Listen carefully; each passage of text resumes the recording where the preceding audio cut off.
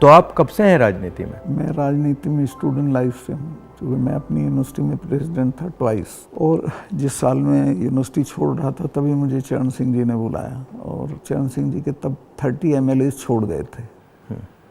किस साल की बात है? ये दैट इज़ 1973। तो उन्होंने कहा सतपाल देखो बेईमान, मैंने पार्टी बनाई थी किसानों की, मुझे छोड़ दिया। मेरा हाथ पकड़ के उन्होंने बड़ा इमोशनल होकर कहा कि तुम इस पार्टी को संभालो, किसानों की पार्टी है, और किसी से बात मत करो। अभी जाके मेरी मीटिंग है शाम को 5 बजे जिम खाना में, उससे पहले अनाउंस कर दो तुम मेरे साथ हो, और किसी से मत मशवरा। जैसे उन्होंने कहा था वैसे ही किया, और नेक्स्ट डे आ गया कि मैं उनके साथ हूँ। उन्होंने सारी पार्टी मुझे सौंप दी, जनरल सेक्रेटरी बना दिया। उसके बाद उन्होंने MLA लड़ाया, तो मैं 26 साल की उम्र में 74 में MLA हो गया। फिर राज्यसभा का मेंबर हुआ, 2 बार लोकसभा का हुआ, मिनिस्टर हुआ, और अब गवर्नर हुआ। तो तब से लड़ाई झगड़ा कुछ ना कुछ चलता रहता है। बट होल टाइम पॉलिटिक्स में आ गया, फिर प्रैक्टिस वगैरह नहीं कर पाया। तो कैसे थे वो चरण सिंह? चरण सिंह जी वो अच्छे थे। तो उनकी दिक्कत क्या थी कि उनको किसी भी तरह प्राइम मिनिस्टर बनने का एक सपना देखते थे वो। हाँ। तो उसमें उन्होंने इधर उधर किया, और वो कल्चर्ड, ईमानदार, बहुत स्वीट आदमी थे। बट ये मतलब हमारे जो पॉलिटिशियंस है, काफ़ी लोगों को ये हो जाती है कि बस बनना ही बनना है। हाँ, मतलब सब कुछ कॉम्प्रोमाइज़ करके बनना है। मैं आपको कह रहा हूँ, आपकी पूरी जो स्ट्रेंथ है जो किसी के पास नहीं है, वो ये है कि मुझे कुछ नहीं चाहिए। इससे सामने वाले सब खलास हो जाते हैं। बट ये होता क्यों है कि मतलब इतनी मतलब इम्पेशेंस हो जाती है कि बस हर हालत में ही, मतलब काफ़ी पॉलिटिशियंस ऐसे होते हैं। आज़ादी के फ़ौरन बाद तो राजनीति एक तरह से कर्तव्य था, और लोग करते थे उसको उस तरह। फिर ये प्रोफेशन हो गया, और अब ये बिजनेस हो गया है। आप जम्मू कश्मीर में जब थे जी, मतलब बड़ा कॉम्प्लिकेटेड टाइम था, बहुत कॉम्प्लिकेटेड। उसके बारे में आपकी क्या राय है? क्या मेरी ये राय है कि जम्मू कश्मीर को आप ज़बरदस्ती या फौज से ठीक नहीं रख सकते हैं। वहाँ के लोगों को जीत के आप कुछ भी कर सकते हैं, और वहाँ के लोग एमिएबल हैं। ऐसा नहीं कि इम्पॉसिबल है। मैंने तो देखा, मैंने उनको अपने साथ किया। आपने अंदर से डिटेल से देखा, सोल्यूशन वहाँ किस बेसिस पे आएगा? इमीडिएटली तो उनकी स्टेटहुड वापस करना चाहिए। उनको इतना 370 नहीं चुभा जितनी स्टेटहुड लेकर यूनियन टेरिटरी बनाना चुभा। और यूनियन टेरिटरी इन्होंने किस लिए बनाया, जो मुझे लगता है, मुझे नहीं बताई वो बात, इनको ये अंदाज़ा था कि पुलिस रिवोल्ट कर जाएगी, जबकि ऐसा नहीं था। पुलिस इतनी फेथफुली रही भारत सरकार के साथ कि ईद का महीना था, एक सिपाही ने छुट्टी भी नहीं मांगी, वहीं लाइन में रहे। तो एक तो स्टेटहुड, और उनका प्रॉमिस भी है अमित शाह का हाउस में, उसको इमीडिएटली वापस करना चाहिए, और फिर इलेक्शन करा देने चाहिए।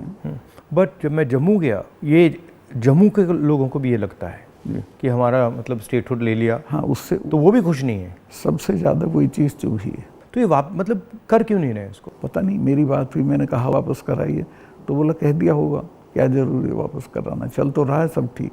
कहाँ ठीक चला, सारी इंसर्जेंसी वापस आ गई है, टेररिस्ट एक्टिव हो गए। अब तो काफ़ी घटनाएं हो रही हैं। अब तो जगह जगह हो रही हैं। राजौरी में रोज़ होता है, ऊपर कश्मीर वैली में रोज़ कुछ ना कुछ होता है।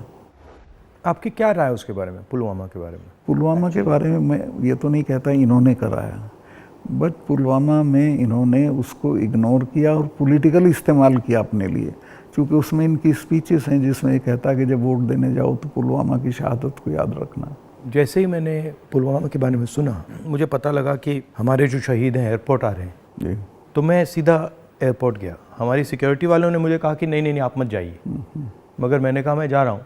तो मैं एयरपोर्ट में चला गया, और एयरपोर्ट में उस टाइम मुझे कमरे में बंद कर दिया, और मुझे कहा कि देखिए आप कमरे से नहीं निकल सकते। मैंने कहा मतलब? तो उधर वो सब शहीद आए थे, वहाँ पे आर्मी के लोग थे, प्रधानमंत्री आ रहे थे, और मुझे मतलब लिटरली चाबी से बंद किया कि आप बाहर नहीं जा सकते। मैंने सिक्योरिटी वालों से बोला ये मतलब ऐसे कैसे कर सकते हैं, और फिर लड़के मैं वहाँ से निकला।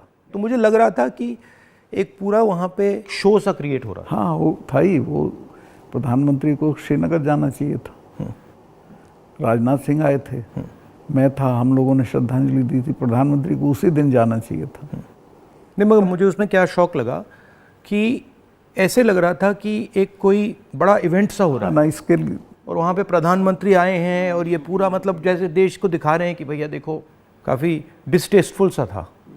जिस दिन ये हुआ तो ये नेशनल कॉर्बेट पार्क में शूटिंग करा रहा था अपनी, तो ये अवेलेबल मैंने 3-4 बार कोशिश की, मिला ही नहीं मुझको। 5 या 6 बजे इसका फ़ोन आया, हाँ सतपाल भाई क्या हुआ? मैं कहा हमारे इतने लोग मर गए हैं और हमारी गलती से मरे हैं। तो बोला नहीं नहीं चुप रहना, अभी कुछ नहीं बोलना इस पर। फिर 1 घंटे बाद ये डोभाल जो मेरा क्लास फेलो रहा लॉ में मेरठ में, तो इसका फ़ोन आया, सतपाल भाई आप बोल दी। मैं 2 चैनल को बोल चुका था ये बात, तो इन्होंने कहा नहीं नहीं कुछ नहीं बोलना है इस पर। मैं कहा ठीक है, मैं समझा कुछ जांच वाँच कराएंगे, उस पर असर पड़ेगा। कुछ भी नहीं। तीसरे दिन इनका आ गया कि ये पुलवामा की शहादत को याद रखो और अब हम बालाकोट करेंगे, ये करेंगे, वो करेंगे। और अभी तक उसमें कुछ नहीं हुआ? कुछ नहीं, करना भी नहीं है इसको। पुलवामा के शहीद जिस तरह हुए थे इसलिए हुए कि उन्होंने 5 एयरक्राफ्ट मांगे थे। अगर वो मेरे से मांग लेते तो मैं इमीडिएटली कर देता। मैं तो वहाँ स्टूडेंट्स जब जम्मू में फंस जाते थे बर्फ में, उनको एयरक्राफ्ट से, क्योंकि दिल्ली में एयरक्राफ्ट इमीडिएटली मिलता है किराए पे। 4 महीने तक एप्लीकेशन उनकी पड़ी रही होम मिनिस्ट्री में, और 4 महीने बाद वो खारिज कर दी कि नहीं देंगे। तब वो सड़क से चले। इतना बड़ा, मतलब 4 महीने के लिए वो चले ही नहीं? चले ही नहीं, इसलिए कि वो सड़क से चलना बिल्कुल इनसिक्योर होता है, वो उनके उसमें नहीं है सिस्टम में। 5 जहाज़ मांगे थे उन्होंने, वो नहीं दिए। 4 महीने तक लटकाए रखे। और तो 4 महीने के लिए क्या होल्ड पे थे? क्या होल्ड पे थे? सब मेरे सामने नहीं आई। अगर मेरे सामने आई होती तो मैं उसमें कुछ करता। That was between CRP and home ministry. लेकिन ये थी कि अटैक हो सकता है। इसके अलावा वो जो गाड़ी टकराई थी वो 10 दिन से घूम रही थी वहाँ, पूरा आप समझिए कि भरी हुई विस्फोटक से। वो कैसे, मतलब इतना एक्सप्लोसिवली कैसे, मतलब ऐसे घूम रही थी? सिस्टम नहीं था ठीक से। और जब मैं गया हूँ फिर पुलवामा होने के बाद, तो जो 10 किलोमीटर का स्ट्रेच है उसमें लगभग 8-10 लिंक रोड मिलती हैं। एक भी सैनिटाइज नहीं थी उस दिन। बल्कि हम तो जब अपनी पुलिस को भेजते थे कश्मीर की, तो पूरी रोड पे सिविल ट्रैफिक बिल्कुल रोक देते थे, सैनिटाइज कर देते थे, तब भेजते थे। ना हाईवे सैनिटाइज था, ना वो लिंक रोड। और लिंक रोड जहाँ हाईवे में मिलती है वहाँ रिवाज ये है कि वहाँ एक जिप्सी खड़ी होनी चाहिए जो उसे रोक दे कि नहीं भई ये काफिला चला जाए सीआरपी का, तब जाना। ब्लॉक कर कुछ नहीं था, there was nothing like that. तो जब आप वहाँ गए, जैसे पॉलिटिक्स में हम ऐसी घटनाओं में जाते हैं, तो जब हम कहीं पहले पहुँचते हैं कोई माइंड में कोई फीलिंग आती है, तो इसमें आपकी क्या फीलिंग आई थी जब आप पहली बार वहाँ गए? आप मेरा यकीन करेंगे, आई वॉज इन टीयर्स। और मैंने इसको फ़ोन किया, मुझे नहीं मिला। जब 5 बजे मेरी बात हुई तो मैंने कहा हमारी गलती से हुआ ये। तो बोला नहीं नहीं इस पर आपको चुप रहना है। मैं चाहता था कि कुछ सर इसमें कटने चाहिए जिनकी जिम्मेवारी थी। कुछ भी नहीं, किसी का नहीं, कुछ नहीं हुआ। उसको इलेक्शन के लिए यूज़ करना चाहते थे कि ये पाकिस्तान ने किया, हमारे जवान मारे और अब हम हराएंगे। भारत जोड़ो यात्रा में हम वहीं से निकले, एक्चुअली साइट से निकले, पुलवामा से। तो मुझे ये लग रहा था कि जो आपने बोला कि ऐसी जगह पे, स्ट्रेटेजिक जगह पे इतना एक्सप्लोसिव कहाँ से आ गया, कैसे आया, वो मेरे दिमाग में क्वेश्चन था। सारा पाकिस्तान से आया था, बट इतना 600-300 किलो। हाँ, ये बॉर्डर तो हमारा पोरस है, और ये इतना एक्सप्लोसिव इंडिजिनसली प्रोक्योर करते तो वो बात फैल जाती। ये 10-12 क्विंटल तो आया हुआ था, उसमें से ये गाड़ी पूरी भरी थी एक्सप्लोसिव से। और बताया मुझे जब मैं गया कि साहब ये तो 10-12 दिन से घूम रही थी गाड़ी। जो गाड़ी चला रहा था उसका भी, मालिक का, दोनों का टेररिस्ट रिकॉर्ड था। दोनों कई बार गिरफ्तार हो लिए थे, फिर छूट गए थे, फिर गिरफ्तार हुए थे, फिर छूट गए थे। अच्छा, तो उन पर कोई निगाह नहीं थी इंटेलिजेंस एजेंसीज की। यहाँ मीडिया में, मतलब मैं देख रहा था, यहाँ पे इतना बड़ा कास्ट सेंसस का मुद्दा है, बट अब आजकल बस इजराइल। कास्ट सेंसस को नहीं दिखा। मतलब जो, चाहे वो अदानी हो, चाहे वो कास्ट सेंसस हो, जो ज़रूरी बातें हैं उसका कुछ नहीं होगा, मगर इजराइल हो, बॉलीवुड हो, क्रिकेट हो, उस पर चलते जाएंगे। अदानी तो आपने इसके चिपका दिया, वो तो छूटेगा नहीं। गांव-गांव चला गया अदानी का। और लोग ये कहते हैं अदानी के यहाँ इसी का रुपया है। हाँ, वो 20,000 का आपने उठाया था, 20,000 को इतना बड़ा इन्वेस्टमेंट कहाँ से आएगा? कल ही एक स्टोरी आई है कि ये कोयले के प्राइस इन्फ्लेट कर रहा है।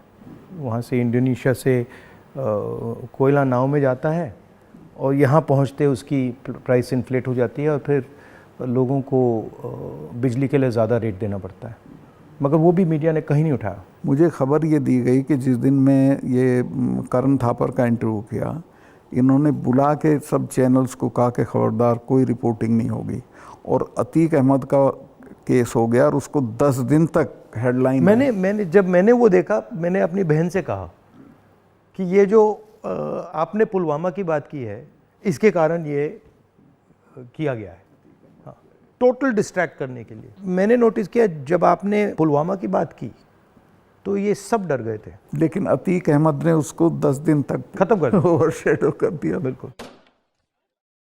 भारत जोड़ो यात्रा में मुझे एक बात समझ आई कि कितना भी मीडिया पे कंट्रोल हो, अगर आदमी डायरेक्ट जनता के पास जाता है, हाँ, तो फिर कोई नहीं, तो नहीं चलता। जनता ओनली आंसर है, जनता के पास जाना। और अगर आप जनता के पास जाते हैं तो बहुत जल्दी जनता को बात समझ आ जाती है, वो टाइम नहीं लगता। नहीं, जनता तो अवेयर है देश में, ऐसा नहीं उन्हें मालूम नहीं है, बट उन पे कोई प्लेटफॉर्म नहीं है, कहाँ कहें, किसको कहें। उनके रिप्रेजेंटेटिव भी ऐसे ही गए गुजरे हैं सब। पहले मैंने पार्लियामेंट में स्पीच दी कास्ट सेंसस के बारे में।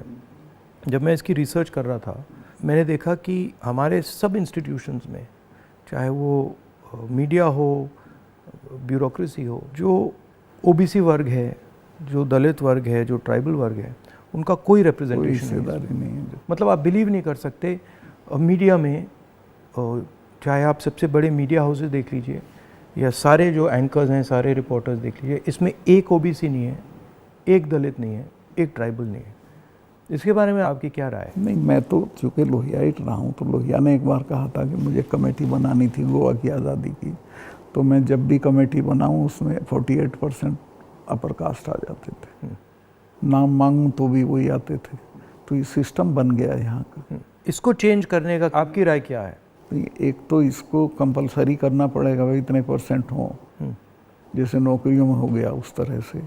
और दूसरे उन वर्गों में थोड़ा चेतना बढ़ानी पड़ेगी, भाई तुम इन पेशों में आओ। बट इसमें इंटरेस्टिंग बात यह है कि जो स्थिति है एक्चुअली इंस्टीट्यूशनल स्ट्रक्चर में हिंदुस्तान में, उसके डिटेल्स ओबीसी वर्ग को भी नहीं मालूम, दलित वर्ग को भी नहीं मालूम। आपने थोड़ा, मतलब मैंने तो थोड़ा सा छुआ है, बट एक्चुअली किसी को नहीं मालूम, पता ही नहीं है। सही कह रहे हैं। क्यों? क्योंकि पूरा जो इन्फॉर्मेशन का सिस्टम है उसमें कोई ओबीसी नहीं है, कोई दलित नहीं है, कोई ट्राइबल, वो भी उन्हीं के हाथ में है। तो एक प्रकार से लाउड स्पीकर ऑन कर देते हैं और इतना लाउड करते हैं कि कोई कुछ बोल नहीं सकता है। जैसे आपने पुलवामा की बात की, कास्ट सेंसस की बात की, अदानी की बात की, बस loud speaker, Modi ji loud speaker on कर देते हैं और जितना चिल्लाना चाहो चिल्लाओ, कुछ नहीं होता। कुछ दिन पहले मैं दिल्ली में 3-4 घंटे बढ़इयों के साथ काम किया, तो वो मुझे बता रहे थे कि हम सोफ़ा बनाते हैं, चेयर बनाते हैं, टेबल बनाते हैं, मगर जिस शोरूम में वो बिकता है उसमें हम जा नहीं सकते। मतलब काम हमारा, मेहनत हमारी, मगर फल हमारा नहीं। और कितना गुना एनहांस करके पैसा लेते हैं उसका। इनको तो कुछ मिलता नहीं गरीबों को। ये बहुत ही एक्सप्लॉयटेटिव सिस्टम है। तो अगर आप जीएसटी देखें, जीएसटी भी इनडायरेक्ट टैक्स है, उसमें छोटे व्यापारी, किसान, मजदूर वो टैक्स भरते हैं। डिमोनेटाइजेशन भी उनके खिलाफ हथियार था। किसान आंदोलन में तो आपने काफ़ी कमेंट किया है, वो भी मतलब उनके घर में से पैसे निकालने का तरीका था। नहीं, वो तो इनका मैं बताता हूँ, अगर आप नहीं हटाओगे इस बार तो खेती को तो ये पूरी तरह खत्म, मतलब किसान छोड़ के भाग जाएगा और ये कॉरपोरेट को दे देंगे। इनका ये इरादा है। मैं तो खेती करता था।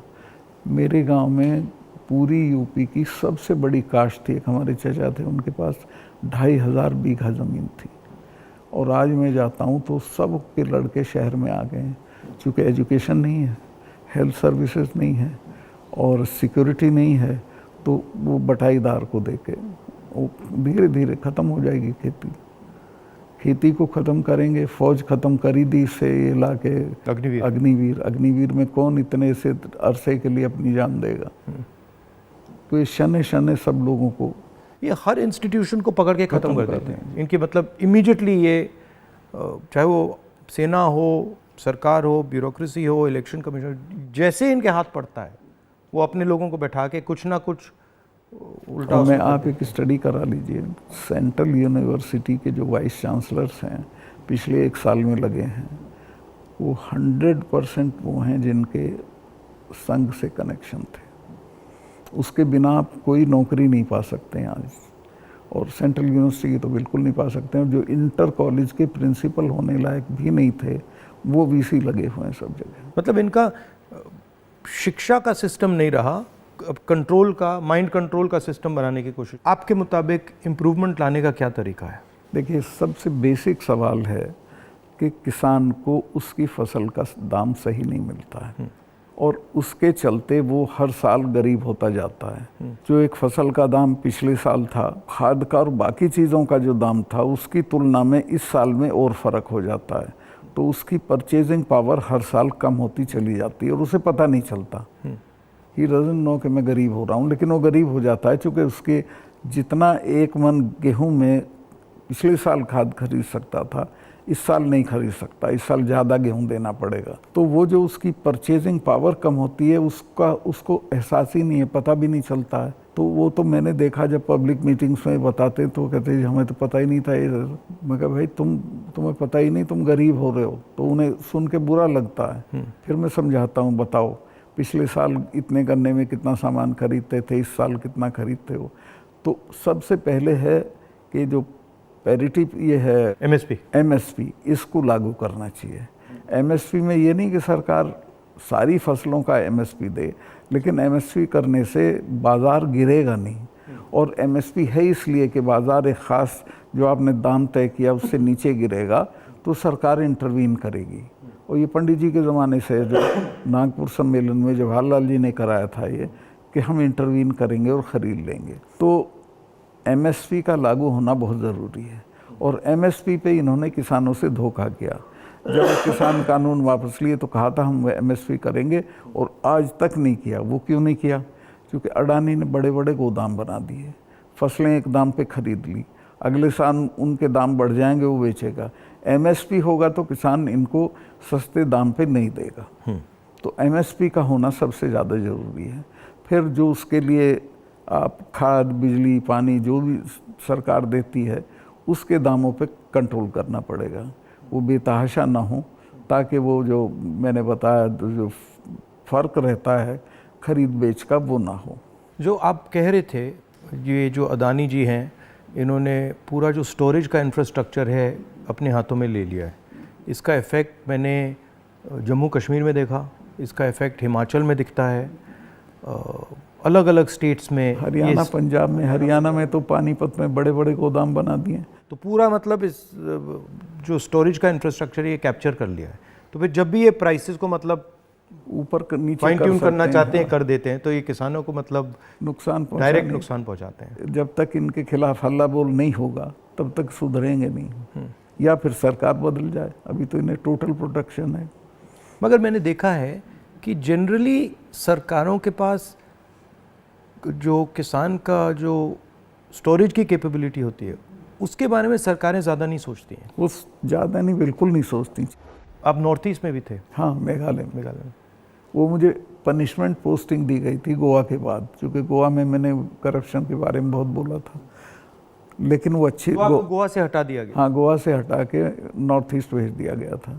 तो कश्मीर से हटाया, फिर गोवा से हटाया, फिर मतलब सब जगह 5 तबादले किए इन्होंने मेरे, जैसे सरकारी कर्मचारी के करते हैं। तो नॉर्थ ईस्ट बेटर था, वहाँ 12 ज़िले थे, गोवा में 2 ज़िले थे। और मेघालय बहुत अच्छी जगह है, कोई झगड़े टंटे की नहीं है, रिलैक्स लोग हैं जी। हाँ, रिलैक्स अच्छे लोग हैं। संगमा साहब का लड़का चीफ मिनिस्टर था, तो उससे बहुत बढ़िया रिलेशनशिप रही, कोई दिक्कत नहीं हुई मुझे। तो मणिपुर के बारे में क्या राय है आपकी? वहाँ मतलब पूरा फेल्योर है सरकार की। चीफ मिनिस्टर जा नहीं सकता, कुछ कर नहीं सकता, लेकिन उसको अभी तक हटा नहीं रहे हैं। ये जम्मू एंड कश्मीर का भी ऐसे ही प्रयोग करते हैं, पंजाब का भी ऐसे ही प्रयोग करते हैं, मणिपुर का भी ऐसे ही प्रयोग करते हैं। मैं गया मणिपुर में, वहाँ जो आप कह रहे हैं बिल्कुल सही है, वहाँ कोई कंट्रोल नहीं था। पूरी क्राउड निकल आई थी। आप कोई कंट्रोल ही नहीं था, मतलब बिल्कुल एक स्टेट बचा ही नहीं है, 2 स्टेट बन गए हैं, एक इस तरफ और दूसरा दूसरी तरफ। नॉर्थ ईस्ट सेटल्ड था, इन्होंने डिस्टर्ब कर दिया। सब जगह ये कुछ ना कुछ मतलब अपना करते रहते हैं। और 6 महीने की बात है, मैं लिख के दे रहा हूँ, बिल्कुल नहीं आएंगे पावर में। नहीं, एक्चुअली अगर ज़मीन पे जाएं तो बहुत नफ़रत है लोगों को, बहुत शदीद, पूछिए मत आप। मुझे लगता है कि हिंदुस्तान की राजनीति में आज दो विचारधाराओं की लड़ाई है, एक आरएसएस गांधी वाली, एक आरएसएस और एक गांधी वाली, और दोनों एक प्रकार से हिंदुइज़्म के एक्सप्रेशन हैं। दोनों एक विजन है हिंदुइज़्म का, एक अहिंसा का, एक भाईचारे का, और दूसरा जो आरएसएस का, जिसको मैं डिस्टॉर्टेड विजन कहता हूँ, वो नफ़रत का, हिंसा का। तो इस फाइट के बारे में आप क्या सोचते हैं? मेरा यही सोचना है कि हिंदुस्तान कंट्री के तौर पे तभी सरवाइव करेगा जब वो लिबरल हिंदुइज्म के रास्ते पे चलेगा, जो गांधी का विजन है। गांधी ने ऐसे ही नहीं कहा था, गांधी ने इस देश को जितना समझा था किसी ने नहीं समझा था। वो गांव-गांव गए थे, जगह जगह गए थे, और वो इस नतीजे पहुंचे थे कि नहीं, बाकी बातें बेकार हैं, ये ठीक है रास्ता। तो हिंदू का जो लिबरल हिंदू थॉट है वही रहेगा तो देश सरवाइव करेगा, वो टुकड़े टुकड़े हो जाएगा अदरवाइज। और ये कोई राजनीतिक बात नहीं है, मुल्क के अस्तित्व के लिए ज़रूरी है कि हम मिलजुल के रहें, एक दूसरे के साथ रहें, झगड़ा ना करें। नहीं, झगड़ा होगा तो मुल्क ही नहीं रहेगा ना। हाँ बिल्कुल, तो मुल्क का मतलब ही है कि मतलब भाईचारे से मिलजुल के रहें जी, मिलजुल के लोग रह रहे हैं। तो आपका मतलब काफ़ी सालों से इस लड़ाई में आपका एक्सपीरियंस रहा है, और आप मतलब बहुत सालों से आरएसएस से लड़ रहे हैं। तो आपकी मतलब सजेशंस, राय क्या है? मेरी राय ये है कि अपने लोगों में ये प्रचारित हो ठीक से गांधी का, कांग्रेस का जो विजन है कि ये हम क्यों इनसे डिफरेंट हैं, ये क्या चाहते हैं, वो क्यों आपके हक में नहीं है, ये पॉलिटिकल लोग भी नहीं बोलते हैं, उनको ये बोलना चाहिए।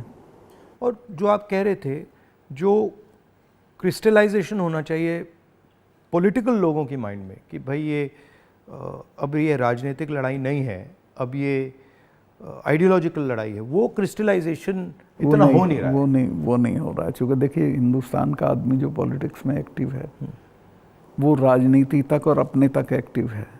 वो एक तो पहले तो देश के बारे में उस तरह नहीं सोचता जैसे सोचना चाहिए, और वो जो ब्रॉडर इश्यूज़ हैं उन पे राय नहीं बनाता है, राय जाहिर नहीं करता है, उस पर खड़ा नहीं होता है। तो वो हम पॉलिटिकल लोगों को करना पड़ेगा। और इसमें यह भी है कि जो, जैसे मैंने कहा कि इंफॉर्मेशन का सिस्टम जो है आसानी से राय बनाने भी नहीं देता है, तो डिस्ट्रैक्ट करता रहता है। तो इंफॉर्मेशन का सिस्टम तो वन वे हो गया है, उसमें आपकी बात तो आएगी नहीं, जो दूसरी बात है वो आएगी। और लेकिन एक अच्छी चीज़ हुई है कि लोगों ने टीवी देखना बंद कर दिया, भरोसा चला गया है। इस वक्त हम लोगों की एक ही स्ट्रेंथ है, दैट इज सोशल मीडिया। हम लोगों की बात सोशल मीडिया से फैलती है, ये उसको भी रोकने के सिस्टम ढूंढ रहे हैं, कैसे रोका जाए, वो अभी नहीं हुआ है, लेकिन वो हमारी स्ट्रेंथ है। जो प्रिंटेड मीडिया है, इलेक्ट्रॉनिक है, इस सब को इन्होंने कंट्रोल कर दिया, वन साइडेड कर दिया। लेकिन अच्छी बात यह कि लोग भी उसको समझ गए हैं, तो इनकी बात को यकीन नहीं करते, वो कहते नहीं ये तो गड़बड़ है। आपने कहा कि सोशल मीडिया में मतलब हमारा थोड़ा सा असर है, बट मेरे अकाउंट्स को तो पूरा सप्रेस किया जाता है, जैसे चाहे वो मेरी यूट्यूब हो, फेसबुक हो। नहीं, आपके होगा, पर आपके समर्थन में जो लोग करते हैं वो उसे नहीं रोक सकते। मगर जो वही है आपकी स्ट्रेंथ। जो सेंट्रल मेरा अकाउंट है उसको तो पक्का रोकते, मेरा यूट्यूब अकाउंट को तो पूरा दबा रखते। मेरा भी कुछ नहीं है, कहीं कुछ नहीं आता है, लेकिन जो हम लोगों के पक्ष में बात बोलते हैं वो फैलती है। मैंने देखा है कि जब भी सरकार पे कोई प्रेशर आता है, जैसे अगर कास्ट सेंसस की बात हो, अदानी की बात हो, एमएसपी की बात हो, किसानों की बात हो, तो ये कोई ना कोई गिमिक निकाल देते हैं। और अभी मैंने देखा कि जब मैंने पार्लियामेंट में अदानी की स्पीच दी तो सबसे पहले टीवी ऑफ कर दिया, उसके बाद मुझे पार्लियामेंट से निकाल दिया, और फिर स्पेशल सेशन की बात हुई, उसके बाद स्पेशल सेशन के अंदर भारत या इंडिया का डिस्कशन की बात हुई, और फिर एंड में विमेंस बिल की बात हुई, और विमेंस बिल भी वैसा कि वो 10 साल में आएगा, आज नहीं आएगा ही नहीं कभी। तो ये इनका ये तरीका जो है, चाहे वो पुलवामा हो, विमेंस बिल हो, डिस्ट्रैक्ट करने का इनका बहुत इफेक्टिव तरीका है। 2-3 चीज़ें हैं प्रधानमंत्री की। एक तो ये किसी भी चीज़ को वो बना देता है इवेंट, छोटी छोटी चीज़ का, और उसका अपने पक्ष में इस्तेमाल कर लेते हैं। वीमेंस बिल का भी इसने यही किया, औरतों को कुछ मिल नहीं रहा है और एहसास ये करा दिया, पता नहीं कितना बड़ा काम कर दिया। हाँ हाँ, मतलब शो बहुत ग्रैंड शो होता है। जैसे वो पार्लियामेंट की बिल्डिंग, नई बिल्डिंग में जा रहे थे तो कॉन्स्टिट्यूशन को हाथ में पकड़ के पूरा मतलब ड्रामा। नई बिल्डिंग वाला इसकी कोई ज़रूरत नहीं थी, पर उनको पत्थर लगवाना था कि मैंने बनवाई थी एक पार्लियामेंट। लेकिन वो हर चीज़ को उसी तरह से बहुत मैग्लोमैनियक की तरह करते हैं। जैसे पुराना हाउस है, उसमें अगर आप एक्सपेंशन करना चाहते हैं तो सेंट्रल हॉल में आप लोकसभा डाल दीजिए, लोकसभा में आप राज्यसभा डाल दीजिए, हो गया काम। मतलब सेंट्रल हॉल में मतलब वो बिल्डिंग तो उसकी अगर केयर हो भी कई सौ साल चलेगी। हाँ, तो बिल्कुल। और अगर आपको सेंट्रल हॉल चाहिए तो एनेक्सी में सेंट्रल हॉल कर देते। बिल्कुल। तो प्रॉब्लम ही नहीं थी, बट प्रॉब्लम क्रिएट करके, शो करके पूरा मतलब, पर इससे देश को काफ़ी नुकसान होता है। क्योंकि नुकसान होता है, लेकिन एक अच्छी चीज़ ये है कि लोग इसको समझ रहे हैं। लोग ना समझें तो दिक्कत है, लोग हर चीज़ समझ रहे हैं। मैं तो बिल्कुल नीचे तक जाता हूँ, वो सब बोल रहे हैं इस चीज़ को कि साहब इसको करना वरना कुछ नहीं है, ये ऐसे ही करता रहता है। और एक्चुअली जब मैं इनके भाषण सुनता हूँ और इनकी जो पॉलिसीज़ देखता हूँ तो एक्चुअली डेप्थ नहीं है, डिटेल में नहीं जाते। ज़रूरत नहीं है उसको सिर्फ रूल करना है, कोई इम्प्रूवमेंट नहीं करना, कोई चेंज नहीं करनी है, सिर्फ राज करना जिसे बोलते हैं ना, बहुत क्रूड लैंग्वेज में साड़ा राज है, राज करना है, दैट्स ऑल। और वो उस तरह से जो जवाबदेही जनता के लिए होती है वो महसूस भी नहीं करते हैं। आपने काफ़ी बहादुरी के साथ जो पुलवामा के बारे में बोला, आपने जो अदानी के बारे में बोला, किसानों के बारे में बोला, तो फिर आपको धमकाया गया, सीबीआई इंक्वायरी कराएगी, सब शुरू हो गया, पूरा इनका सिस्टम चालू हो गया। आप हैरत करेंगे, ये कानून है कि जो शिकायत करता है उसको सज़ा नहीं दी जाती है। मैंने शिकायत की जिनकी की, उनका आज तक इंटरोगेशन नहीं हुआ। मेरे यहाँ 3-3 बार आ गए, मेरे स्टाफ के लोगों के फ़ोन ले गए सीबीआई वाले। मैंने कहा भाई तुम कुछ कर लो, मेरा कुछ नहीं बिगाड़ सकते, मैं तो फ़कीर हूँ, मेरे बिना कुछ है। तो तंग आ गए वो, लेकिन करना पड़ा। फिर यही कहते थे लास्ट में, साहब नौकरी कर रहे हैं मुकदमा। वो मुझे भी यही कहते थे कि भाई अब छोड़िए, मतलब हमें दबाया जा रहा है, हमें करना पड़ रहा है, इसमें कुछ है नहीं। उनकी भी मजबूरी है, उनकी मजबूरी है, क्या करें। हम बात कर रहे हैं तो इसके बाद में आप पर भी थोड़ा आक्रमण करेंगे। जब भी हम किसी से बात करते हैं एकदम आक्रमण शुरू हो जाता है उन पर। हाँ नहीं करेंगे, मेरे पे तो करते रहते हैं, ज़्यादा दिक्कत नहीं, आपको कोई फर्क नहीं पड़ता। थैंक यू, बहुत अच्छा लगा, हमें बहुत अच्छा लगा, थैंक यू।